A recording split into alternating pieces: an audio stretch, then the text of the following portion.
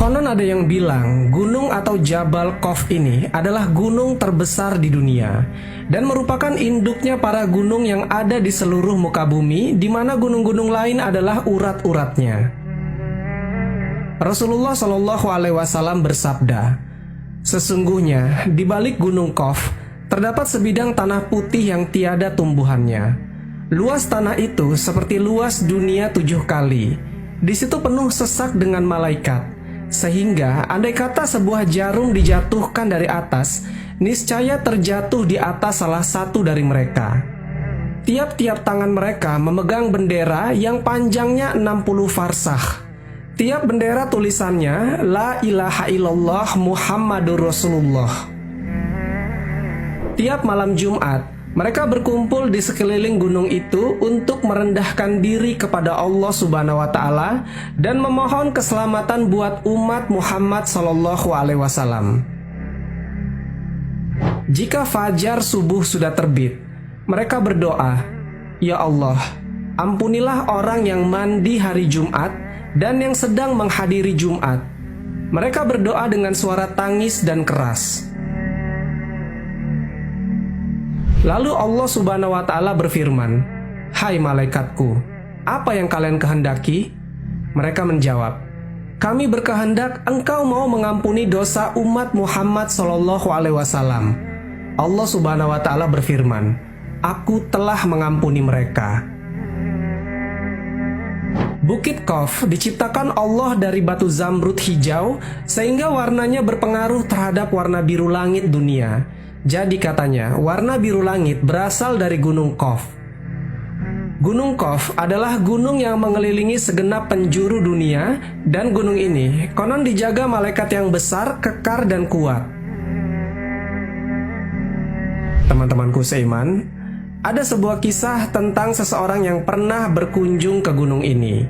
Dia adalah Raja Zulkarnain yang hidup pada tahun 500-an sebelum Masehi. Pada suatu hari, Raja Zulkarnain naik ke atas bukit Qaf dan bertanya, "Hai Jabal Qaf, di bawahmu ada bukit-bukit kecil. Coba ceritakan kepadaku kekuasaan Allah yang demikian itu." Bukit Qaf menjawab, "Di bawahku ada bumi yang berjarak 500 tahun perjalanan. Ditambah pula oleh Allah Subhanahu wa Ta'ala yang memiliki kekuatan yang sangat besar, yakni 500 bukit yang dijadikan dari air yang dibekukan, dan itu bukanlah es ataupun salju. Dengan air yang dibekukan itu dimaksudkan sebagai daya tahan terhadap lapisan bumi agar tidak habis dan hancur terbakar oleh kedahsyatan ganasnya api neraka yang ada di bawah lapisan bumi yang terbawah."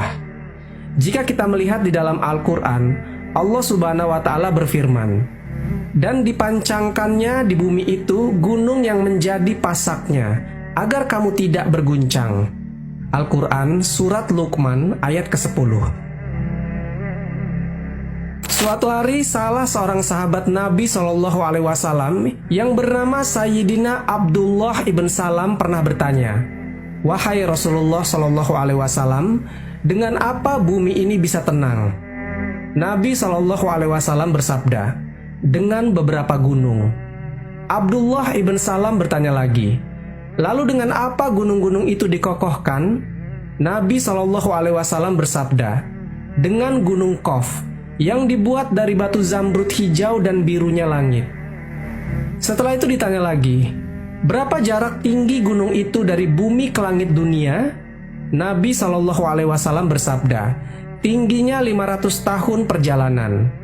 Pertanyaan selanjutnya tentang jarak perjalanan kiri dan kanannya dari titik tengah.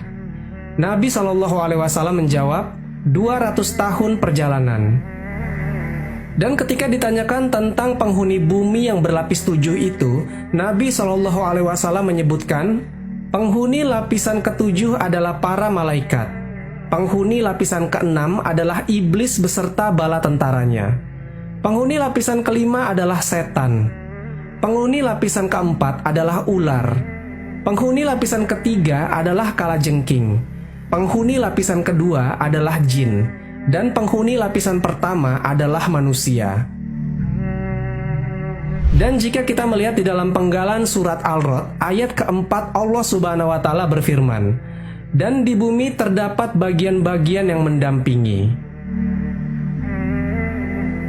Menurut seorang ulama Turki yang bernama Syekh Nazim mengatakan, Gunung Qaf adalah sebuah gunung yang dikelilingi beberapa buah lembah dan bukit.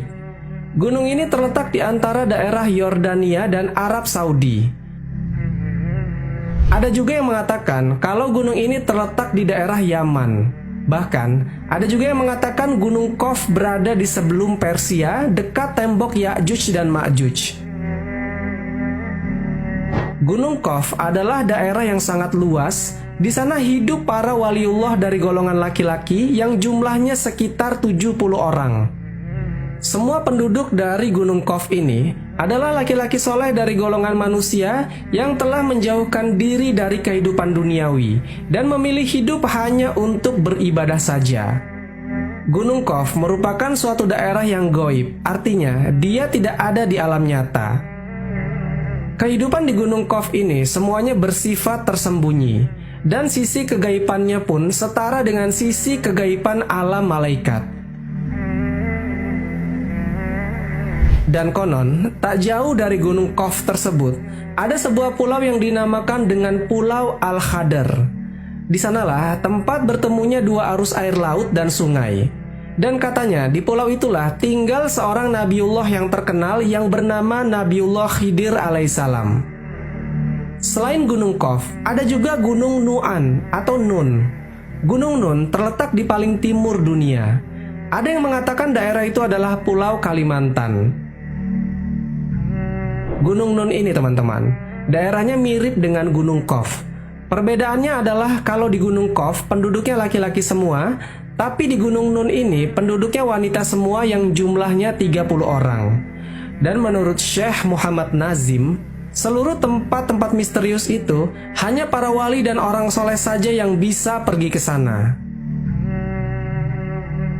Sobat Jazirah Ilmu yang dimuliakan Allah, pada tanggal 27 Rajab tahun ke-11, setelah baginda Nabi diangkat menjadi Rasul, yang berarti ketika itu beliau berusia 51 tahun, beliau dipanggil Allah ke dalam perjalanan Isra Mi'raj.